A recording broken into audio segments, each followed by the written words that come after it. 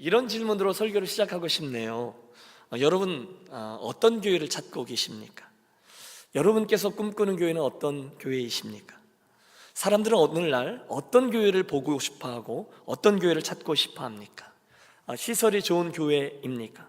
사람이 많아서 몰래 숨어 있어도 별로 나를 귀찮게 하지 않는 그런 교회입니까? 또 나와 비슷한 연배의 사람들이 많아서 친구가 많은 교회를 찾으시겠습니까? 또 목사의 인물이 좋은 교회를 찾으시겠습니까? 어떤 교회를 좋아하시며 또 찾으시겠냐는 거예요. 초대교회와 같은 교회 아니겠어요? 성령께서 디자인하셔서 맨 처음에 세워주신 교회의 원형적인 모습이 오늘 본문에 잘 드러나 보여주고 있습니다. 자, 사도행전 강의 5번째 시간, 오늘 저는 뭔가 보여드리겠습니다. 뭘 보여드립니까? 초대교회의 모습입니다. 우리가 꿈꾸는 교회, 우리가 닮기 원하는 교회, 우리가 성령께 구하여서 성령께서 만들어주시는 교회의 모습 말입니다. 그 초대교회는 어떤 교회였습니까? 한 5가지의 특징을 우리 함께 살핍니다. 첫 번째, 초대교회에 드러나는 첫 번째 특징은 무엇보다도 회개하고 새롭게 예수 믿어 구원함을 받는 사람들이 생겨나는 교회입니다. 따라해 주세요. 새로이 구원받는 이가 생겨나는 교회. 지난주 베드로의 설교가 36절에 이렇게 맞춰지죠. 그런즉 이스라엘 온 집은 확실히 알지니 너희가 십자가에 못 박은 이 예수를 하나님이 주와 그리스도가 되게 하셨느니라 하니라. 그 설교가 딱 끝나자마자 어떤 일이 일어납니까? 오늘의 본문 37절입니다.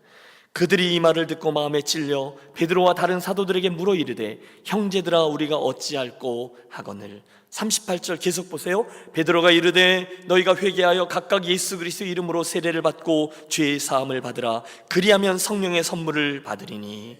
계속 보세요. 뒤로 넘어가면 40절쯤에 또 여러 말로 확증하여 권하여 이르되 너희가 이 패역한 세대에서 구원을 받으라 하니. 그 말씀에 사람들이 이렇게 반응합니다. 41절 같이 읽죠. 그 말을 받은 사람들은 세례를 받음에 이날에 신도의 수가 3,000이나 더하더라. 할렐루야. 여러분, 지금 하나님의 말씀이 선포될 때 성령의 놀라운 능력으로 말미암아 사람들이 반응하고 있어요. 제일 먼저는 마음에 찔려라고 했습니다. 하나님의 말씀이 선포되자 그들의 마음속에 찔림이 생겼다는 거예요. 말씀이 그들을 비추니, 아니 저와 여러분을 비추니 자연히 자의 부족한 모습, 죄, 게으름, 인간적인 생각 등등으로 인해서 우리가 점점 더 불편해집니다. 전에는요 죄의식이 없었어요. 다 그러는데 뭘 그래, 뭐가 어때서 이렇게 반응했어요. 그런데 일단 주의 말씀이 우리 마음속에 떨어지니 찔림이 생겼어요. 내가 얼마나 악한 사람이었는지, 하나님에게서 얼마나 멀리 떨어져 있는 사람인지, 내가 얼마나 멀리 나와 있는지를 깨닫게 돼요. 어떻게 됩니까? 영혼이 신음케 됩니다. 37절 사도들에게 물어가로되 형제들아 우리가 어찌할꼬. 죄책감, 말씀 앞에 숨길 수가 없습니다. 내 정체가 드러났습니다. 나는 죄인이구나. 영혼이 신음해요. 마치 이사야 선자가 하늘 제단 위에 있는 그분의 거룩함과 직면했을 때 화로다 나여 망하게 되었다 외쳤던 것처럼 베드로가 예수 그리스도의 신적인 그 놀라운 기적을 맛보면서 주여 나를 떠나소서 나는 죄인이로소이다 신음했던 것처럼 우리도 말씀 앞에 신음하게끔 되어 있습니다. 사랑하는 여러분, 저와 여러분이 주어지는 말씀에, 그 하나님의 말씀에 충돌했을 때 저와 여러분에게 바로 이런 반응과 고백들이 있게 되시기를 축복합니다. 축복이에요. 하나님의 말씀이 우리 마음을 치는 거죠. 강팍한 우리의 마음에 그런 찔림이 필요한 거죠. 형제들아 우리가 어찌할꼬. 화로다 나여 망하게 되었도다. 주여 나를 떠나옵소서. 나는 죄인이로소이다. 여러분, 오늘 우리들의 문제가 뭡니까? 그런 찔림이 너무 부족하다는 것 아니겠어요? 영혼의 신음이 없습니다. 이 정도면 괜찮지 않나? 다들 그렇게 생각하고 사는데 실은 그게 문제인 거죠. 바로 그런 이들에게 말씀을 통해서 그 마음의 찔림을 갖고 내가 죄인이구나, 내가 그 절망 중에 있는 자로구나, 이제 어떻게 하면 될 것인가 고민하는 곳이 있습니다. 그것이 바로 축복받은 바른 교회인 줄로 믿습니다. 베드로가 38절에 외치죠. 너희가 회개하여 각각 예수 그리스도의 이름으로 세례를 받고 주의 사함을 받으라. 그리하면 성령의 선물을 받으리니. 회개의 촉구, 세례의 권면이 그들에게 주어졌어요. 여러분 보세요. 예수 믿고 구원받을 수 있는 일생일대의 기회가 왔는데 누구에게 그 기회가 주어집니까? 마음에 찔림이 있고 회개하고 그리고 어찌할꼬 라고 그분에게 부르짖는 자들, 그들에게 이 가능성이 주어졌다는 거예요. 여러분, 회개하셨습니까? 회개는요 단순히 후회함이나 뉘우침을 이야기하지 않아요. 회개는 뉘우침과 더불어 돌이키는 것까지를 포함합니다. LA에서 시애틀을 가겠다고 길을 나섰어요. 북쪽으로 가야 되잖아요. 그런데 샌디에고 쪽으로 방향을 잘못 잡은 거죠. 얼바인쯤 갔는데 아이고 이건 내가 잘못했구나 깨달았으면 실제로 유턴을 해서 방향을 북쪽으로 틀어야 되는 거죠. 그런데 불행하게도 오늘날 예수를 믿지만 회는 하지만 돌이킴이 없는 분들이 많이 있습니다. 그러므로 사실은 평생을 예수 믿는 것 같지만 돌이키지 않고 회개했다고 말하지만 회만 한 사람, 후회한 사람들이 많이 있어요. 그러면 맨날 그 자리를 뱅뱅 도는 거예요. 안 된다는 거예요. 회개. 그런데 그것도 각각 해야 된다는 거죠. 회개하고 예수를 믿는 것은 각각의 개인적인 일이라는 거예요. 내가 해야 되는 거예요. 누구 때문에 예수 믿으면 안 된다는 거예요. 최명자 사모가 간증할 때 이야기를 듣습니다. 그분의 아버님이 평생 예수를 거절하고 자녀들은 다 교회 가게 하는데 교회 좀 가자 그러면 얘야 나는 너희들 천국 갈 때 같이 갈 거야. 나는 너무 착해. 니들 교회 갈 때 내가 집 봐주지. 니들 교회 갈 때 내가 헌금하라고 아빠가 헌금 주지. 그러니 너희들 하나님 나라 갈 때 아빠도 같이 갈 거야. 그런데 여러분 그렇지 않죠. 회개는 각자의 것입니다. 그래야 예수를 믿을 수 있는 거죠. 다행히 그날 베드로의 이 복음을 듣고 마음에 찔린 사람들은 베드로의 이 권면에 솔직히 반응했습니다. 3,000명이 회개하고 예수를 주와 그리스도로 받아들였습니다. 그 인생의 방향이 바뀌었습니다. 구원을 받고 새 출발을 합니다. 그게 누구냐? 예루살렘 교회 성도들이었다는 거예요. 함께 기억하겠습니다. 요즘 건물이 좋고 또 주차장이 넓어야 교회가 된다는 얘기들이 회자되는데 물론 그 말도 일면 틀리지 않아요. 성도들이 많은 교회가 좋은 교회라는 얘기도 해요. 분위기가 좋은 교회가 좋은 교회라고 얘기해요. 다 좋아요. 하지만 그게 좋은 교회의 직접적인 증거는 될 수 없죠.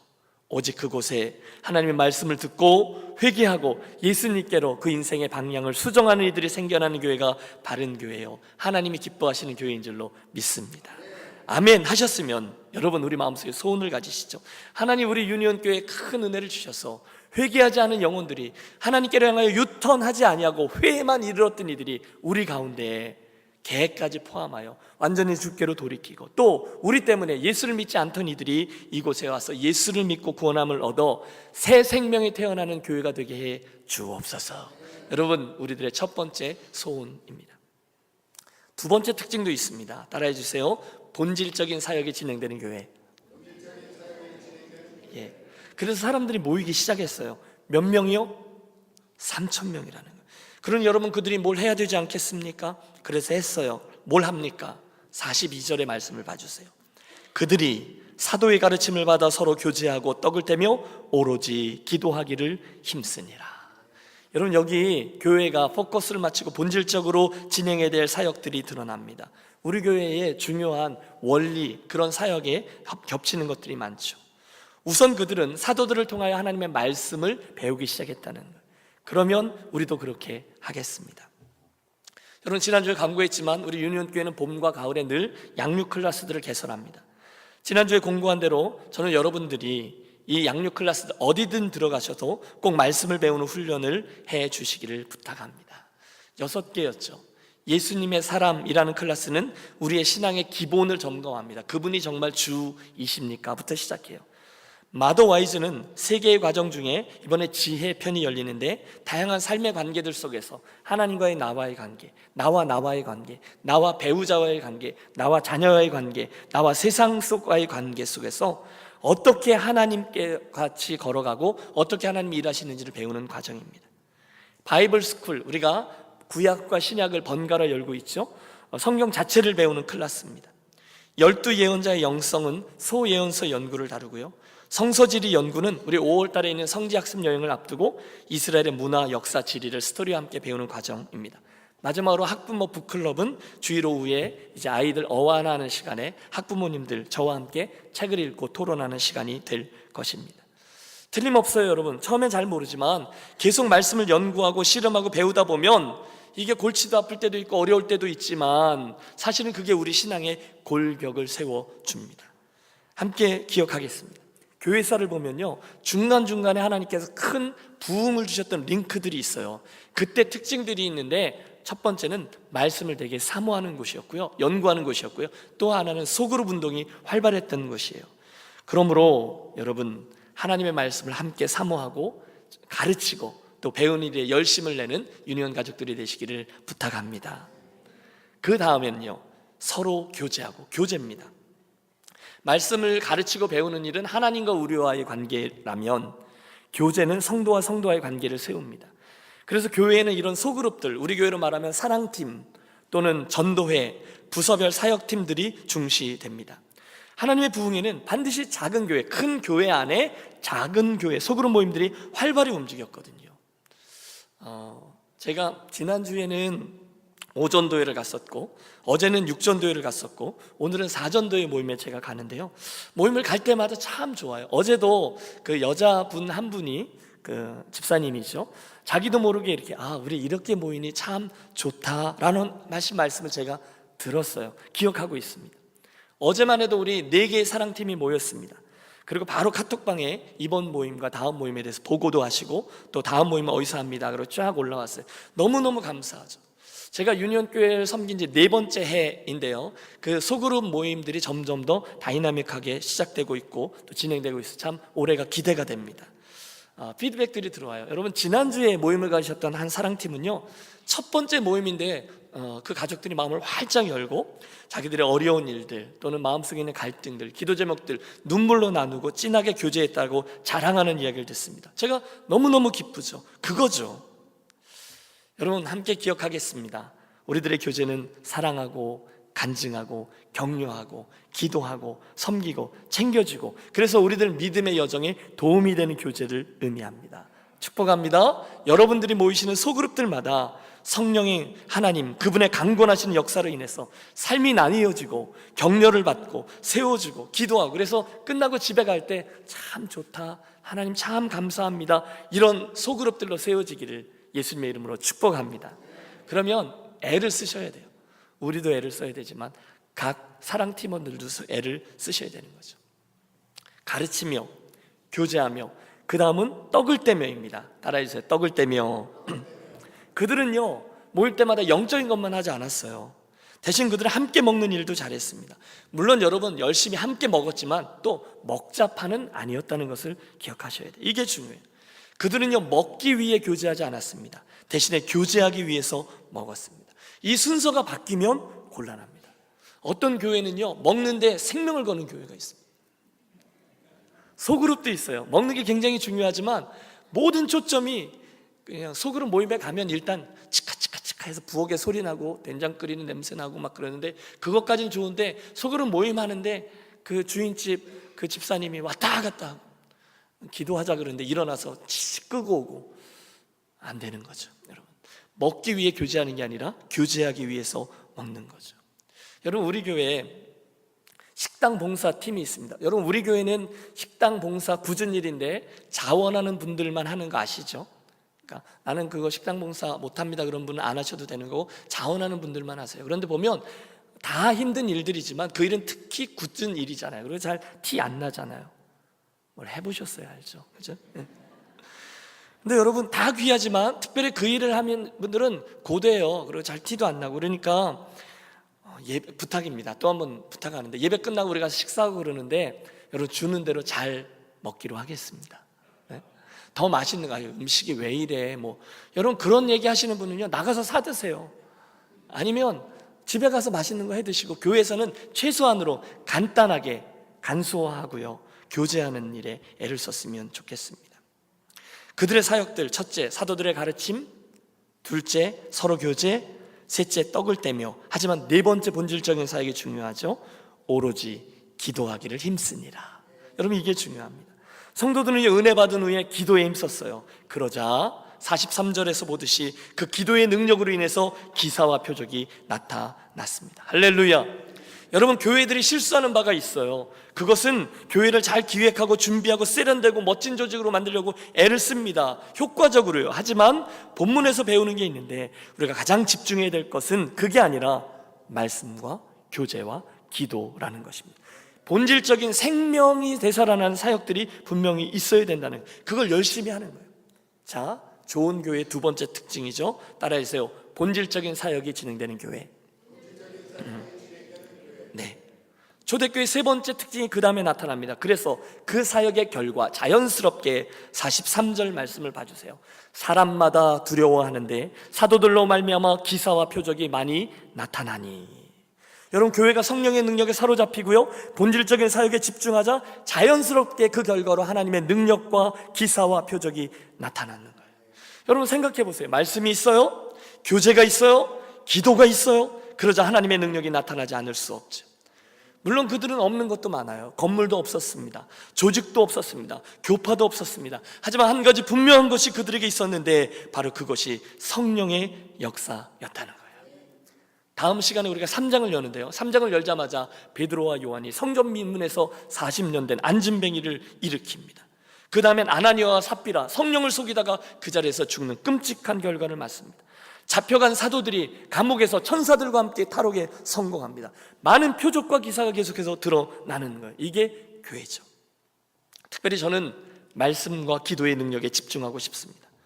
여러분, 혹시 목사님, 제게는 믿는 사람의 표적이, 믿는 사람의 능력이 나타나지 않아요, 제게는 그런 능력이 없어요, 왜 그럴까요? 라고 불평하시는 분들이 계시다면 이 말씀에 우리를 비추어 보세요. 왜 내 삶에, 왜 우리 교회에 능력과 표적과 기사가 나타나지 않아요? 혹시 이 기준이, 혹시 이 기본이 없기 때문은 아닐까요?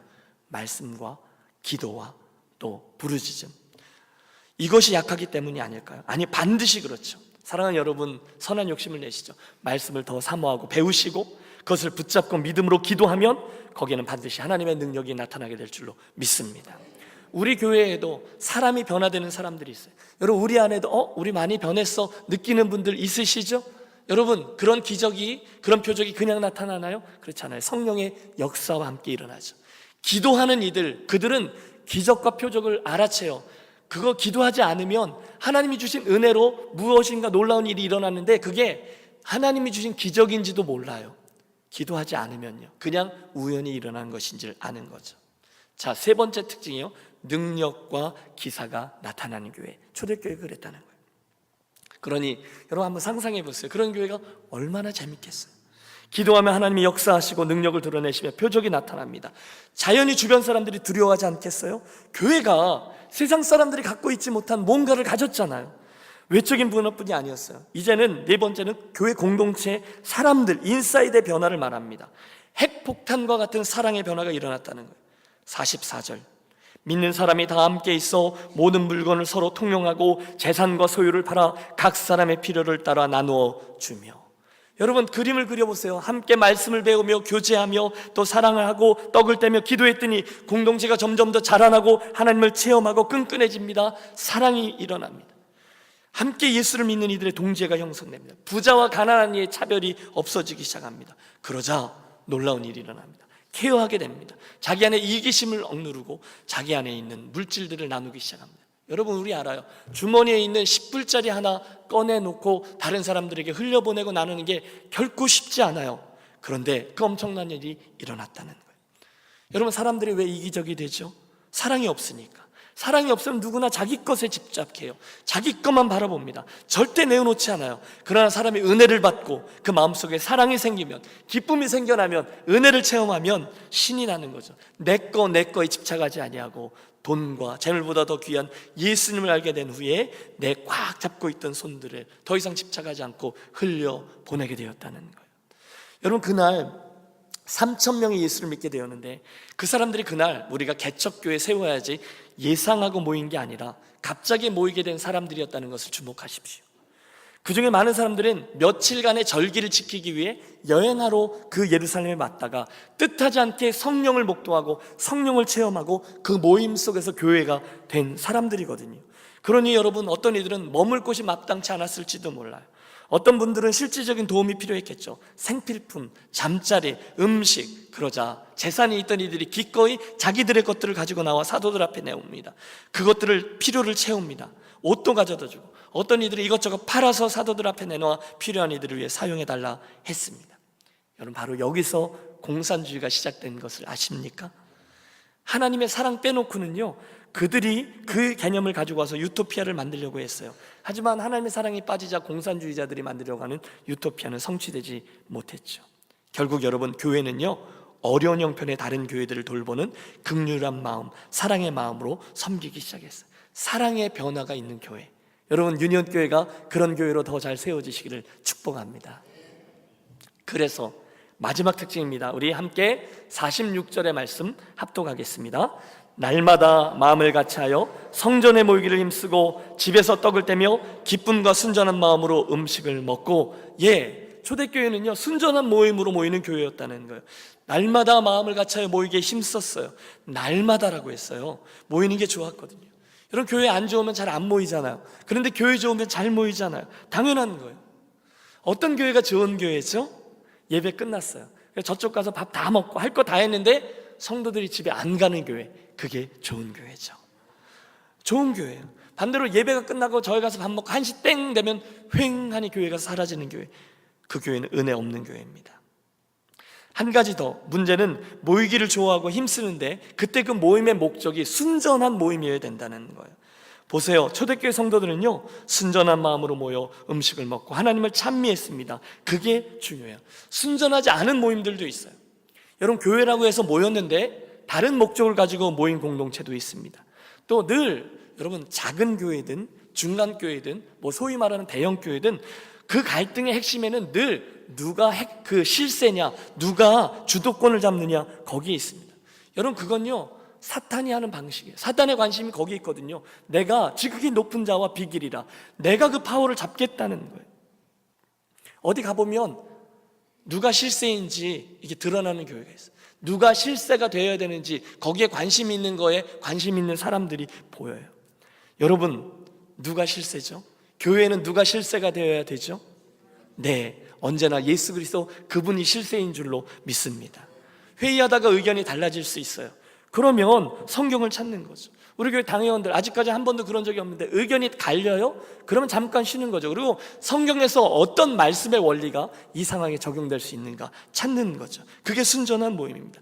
절대로 우리 사랑팀에서, 절대로 우리 공동체에서, 우리 교회에서 내가 주도권을 잡아야지, 여러분, 그런 거 갖고 고민하지 마십시오. 저와 여러분의 인생은 그런 쓸데없는 고민을 하기엔 너무너무 바쁘고요, 너무너무 짧습니다. 대신에 교회는 언제나 목사 포함 언제나 예수 그리스도, 그분이 실세이고 주인임을 잊지 않고 그 자리에 나 자신을 내려놓는 곳인 줄로 믿습니다. 그런 교회 많아요. 하다못해 목사님이 주도권을 잡느냐, 또 다른 어떤 특정한 분이 주도권을 잡느냐. 여러분, 만약에 100번 양보해서 제가 그래서 주도권을 잡았어요. 카리스마 있는 목사님이 돼갖고 한마디 하면 성도들이 순종하겠습니다. 그래서 제가 실세를 잡았어요. 제가 주님 앞에 갔을 때 주님께서 너 그 교회 실세 잡아서 참 잘했다 라고 말씀하실까요? 그렇지 않을 겁니다. 내가 주인임이 드러나는 교회를 세웠느냐, 그게 저를 칭찬하시느냐 꾸중하시느냐의 기준이 될 겁니다. 여러분도 마찬가지일 겁니다. 어떤 분은 교회에 새로 와서 누가 목사 오른팔이냐, 그거 살피는데 관심을 갖는데요. 제가 말씀드렸죠, 이게 목사의 오른팔인 거죠. 다 쓸데없는 싸움입니다. 여러분, 다 쓸데없는 겁니다. 목사님 그래도 조직인데, 여러분, 우리가 꿈꾸는 교회, 우리가 따르고자 하는 그 초대교회는요, 전혀 그런데 관심이 없었습니다. 누구 하나 자기 이름이 드러나는데 자기에게 초점이 맞추어지는 교회 전혀 꿈꾸지 않았어요. 오히려 자기 이름을 내려고 젠치하는 사람은 성령께서 조용히 지우셨습니다. 대신에 그들은 그 주인 되신 하나님 앞에 나아가 은혜 받는데 거기에만 관심이 있었어요.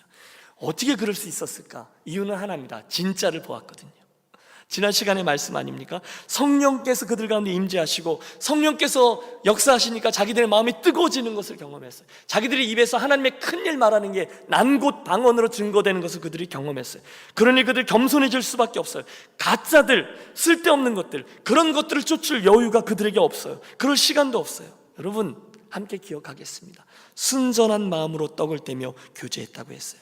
그러므로 혹시 여러분 모이실 때 엉뚱한 목적 가지고 모이시거나 다른 누군가를 흉본다거나 또 기우일지 모르지만 남을 해치는 일, 수군대는 일, 당짓는 일을 하지 않으시기를 권합니다. 왜냐하면 성경에 나오는 용어예요. 하나님이 가장 싫어하는 일들이 수군대는 것, 당짓는 것, 그리고 형제의 티를 보고 이렇게 저렇게 말하는 것, 옳지 않아요. 우리가 왜 순전한 모임 대신 그런 모임을 갖습니까? 여러분, 하나님의 은혜를 맛보면요, 그 사람은 반드시 겸손해지게끔 되어 있다 말씀드렸어요. 자기가 받은 은혜는요, 주님이 나에게 주시지 않아도 될 은혜였다는 걸 알게 돼요. 주님이 나한테 의무적으로 주셔야 될 은혜가 아니었어요. 그런데 나에게 주셨어요. 그러니 은혜죠. 그러니 주제 파악이 돼요. 누가 주인인지를 알아요. 누구에게 줄 서야 되는지를 알아요. 이제 우리 교회를 통해 누가 드러나고 누가 영광을 거두고 누가 높임이 받아야 되는지를 알게 됩니다. 심지어 자기는 오해를 받더라도, 심지어 자기의 이름은 좀 사라지더라도 반드시 예수 그리스도의 이름이 남고 그분의 이름만이 존귀케 된다면, 그분이 응하게 되고 나는 망해야 된다는 것을 안다면, 여러분, 바로 하나님께서 기뻐하시는 순전한 모임인 줄로 믿습니다. 우리 교회가 그런 교회가 되기를 위해 선한 욕심을 갖고 애쓰자는 거죠.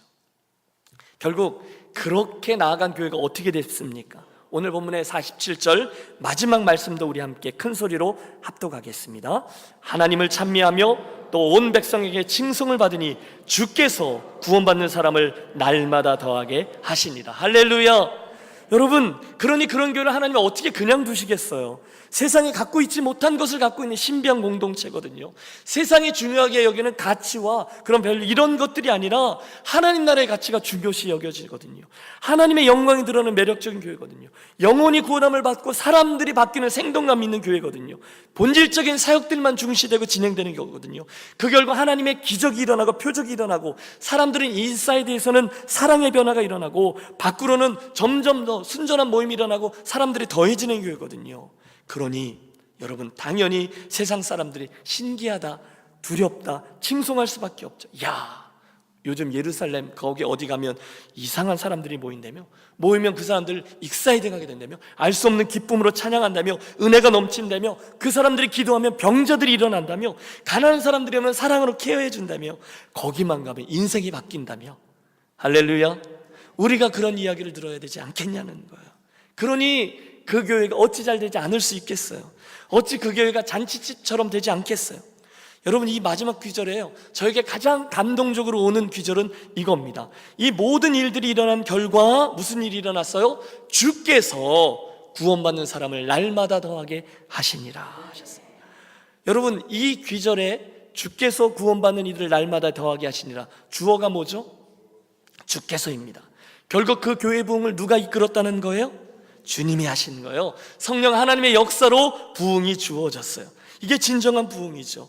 그 교회, 하지만 역설적으로 하나님께서 주신 부흥이지만 지금까지의 말씀들을 보니 이 교회의 부흥은 또한 그 교회의 성도들이 함께 노력해서 만든 작품이 틀림없어요. 본질적인 사역에 집중하며 덜 중요한 것을 한눈 팔지 않으며 기도함으로 성령 하나님을 의지하자 그들이 그런 모습으로 세워졌다는 거예요. 그러므로 사랑하는 여러분, 저는요, 우리 유니온교회가 반드시 부흥할 수 있다라고 확신합니다. 우리 교회가 그렇게 세워줄 수 있다, 그렇게 되기를 소원합니다. 요즘 세상 사람들에게 걱정거리가 되며 손가락질을 당하는 교회가 얼마나 많이 있습니까? 물론 그 부분을 우리가 공교회니까 안타까워해야죠. 그 부분을 위해서 기도해야죠. 하지만 동시에 우리 교회는 본장의 예루살렘 교회처럼 온 백성에게 칭송을 받는 교회가 되어지시기를 축복합니다. 존경받는 교회로 세워지시기를 축복합니다. 이런 일을 하는 거죠. 야, 유니온교회 보니 예수 믿는 거 진짜네. 야, 유니온교회 성도들을 보니 좀 다르네. 그 유니온교회 보니 참 좋아 보이네. 여러분, 우리 마음속에 그 소원을 품으며 기도하고 그분의 은혜를 구하며 오늘 본문에 나오는 이 5가지 특징들을 마음에 담고 애쓰면, 그 본질적인 부분에 포커스를 맞추고 덜 중요한 걸 다 내려놓으면 저는 믿습니다. 주님 반드시 우리들의 선한 동기를 보시고 순전함을 보시고 성령의 역사하심을 통해 우리 교회 공동체를 그렇게 빚어주실 줄로 믿습니다. 소원입니다. 그게 나온, 오늘 제목이 나온 이유이죠. 따라해주세요. 바로 그런 교회입니다. 바로 그런 교회입니다. 바로 그런 교회입니다. 예. 그 PPT를 한번 올려주십시오. 5가지를 말씀드렸어요. 하나님, 우리 교회가 이런 교회 공동체가 되게 해주십시오. 첫째, 구원받는 사람이 생겨나는 교회. 아멘. 본질적인 사역이 진행되는 교회. 아멘. 그래서 능력과 기사가 나타나는 교회. 사랑의 변화가 일어나는 교회. 그래서 순전한 모임이 있는 교회. 아멘. 그래서 주께서 구원받는 이들이 날마다 더해지게 하는 아름다운 교회가 되시기를 예수의 이름으로 축복합니다.